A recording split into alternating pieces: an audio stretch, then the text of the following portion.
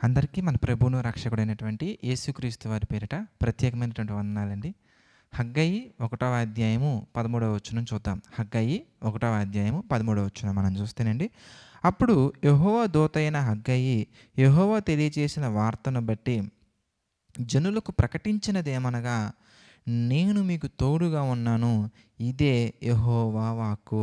ప్రియులారా, మీరు బాగా ఆలోచించినట్లయితే మనలో చాలామంది ఆలోచన విధానం ఎలా ఉంటుందంటేనండి, దేవుని యొక్క వాక్యాన్ని ఆయన ఏ సందర్భంలో చెప్తున్నారు, ఎందుకు చెప్తున్నారు, ఎవరికి చెప్తున్నారు, ఎలాంటి మనస్సు కలిగినటువంటి వాళ్ళకి చెప్తున్నారు, ఇదేది పట్టించుకోకుండా కొన్ని వచనాలు మాత్రమే మనం అండర్లైన్ చేసుకుంటాము. కొన్ని వచనాలు మాత్రమే మనము నాకు ఇష్టం అని చెప్తూ ఉంటాము. అయితే కొన్ని విషయాలు కాదండి, బైబిల్లో చెప్పిన ప్రతి విషయం కూడా ప్రభు మన ప్రవర్తనకు అనుగుణంగా బట్టి ఆయన చెప్పారు. ఇక్కడ కూడా మీరు ఆలోచిస్తే దేవుడు మనకి తోడుగా ఉంటా అంటున్నారు. అందులో ఏ సమస్య లేదండి, అందులో అనుమానమే అవసరం లేదండి. కానీ మీరు బాగా ఆలోచించాలి. మీ ఇష్టం వచ్చినట్టుగా మీరు నడుచుకుంటూ, మీ ఇష్టం వచ్చినట్టుగా మీరు ఉన్నప్పుడైతే కాదు.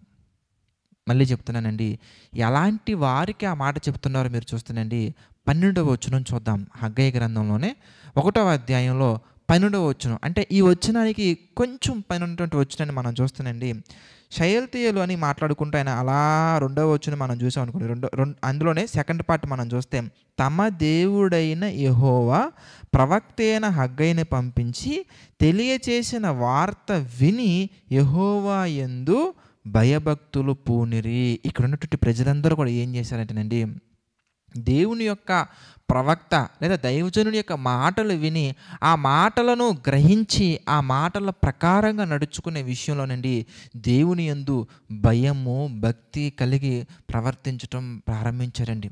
కనుక ఎవరైతే దేవుని యందు భయం భక్తి కలిగి ఉంటారో, దేవుడంటే భయపడాలి, దేవుడంటే భక్తి కలిగి ఉండాలి. కానీ మనం దేనినైనా కానీ ఆరాధిస్తున్నామా, డబ్బును ఆరాధిస్తున్నామా, లేదంటే కనుక మనం ఉన్నటువంటి పదవిని ఆరాధిస్తున్నామా, లేదంటే కనుక జీవపు డంబము కలిగి ఇంకా మనం ఏదైనా కానీ అంటే ఆయన ఇష్టానికి వ్యతిరేకమైనటువంటి వాటిని మనం ఆరాధిస్తున్నామా? చూడండి, కొంతమంది పదవిని ఆరాధిస్తారు, కొంతమంది వస్తువులను ఆరాధిస్తారు, కొంతమంది డబ్బును ఆరాధిస్తారు, కొంతమంది దేవునికి నచ్చనటువంటి పనులను ఆరాధిస్తారు.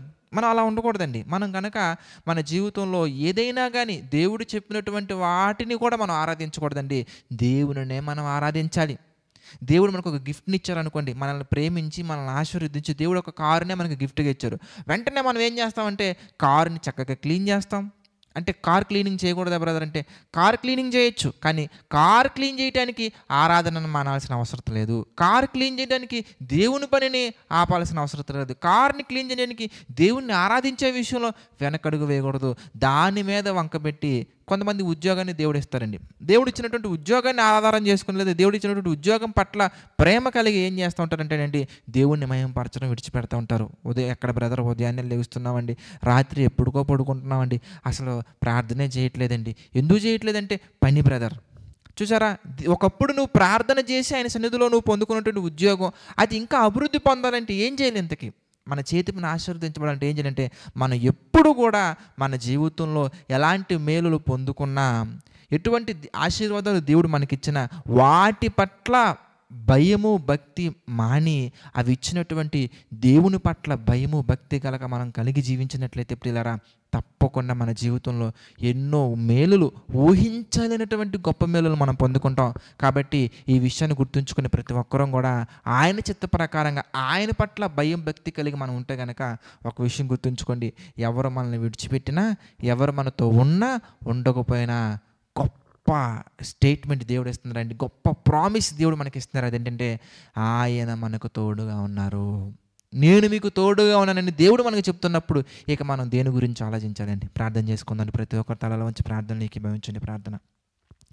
ప్రేమగల తండ్రి, దయగల దేవా అనేకమైన విషయాలను తండ్రి మాకు తెలియచేస్తూ నేర్పిస్తూ బోధిస్తూ తండ్రి ముందుకు నడిపిస్తున్నారు ప్రభా. ఈ డైలీ డివోషన్స్ ద్వారా తండ్రి మా అందరి జీవితాలలో తండ్రి ఎన్నో గొప్ప విషయాలను తెలియజేస్తున్నారు ప్రభా. మమ్మల్ని అందరినీ బలపరుస్తున్నారు. అందుని బట్టి మీకే మహిమ ఘనత ప్రభావాలు చెల్లించుకుంటున్నాం తండ్రి.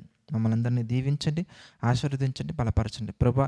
మీ చిత్తానికి అనుకూలంగా తండ్రి నడుచుకుంటూ మీ యొక్క నామానికి తండ్రి మహిమకరంగానే మా తండ్రి మేము జీవిస్తూ ముందుకు సాగే ధన్యతను తండ్రి మాకు దయచేయండి ప్రభా. మీ యొక్క మేలులతో తండ్రి నింపండి ప్రభా. ఎంతమంది అయితే తండ్రి తండ్రి మీ మాటలు విని వాటి ప్రకారంగా నడుచుకుంటున్నారో తండ్రి, మీ యందు భయం భక్తి కలిగి జీవిస్తున్నారు వారందరినీ దీవించండి, ఆశీర్వదించండి ప్రభా. ఈ వీడియోస్ తండ్రి చూసి ప్రభా అక్కడితో ఆగిపోకుండా ఎంతమంది అయితే షేర్ చేస్తున్నారో వారిని తండ్రి ప్రత్యేకించి జ్ఞాపకం చేసుకోండి. వారిని తండ్రి బలపరచండి, దీవించండి దేవా.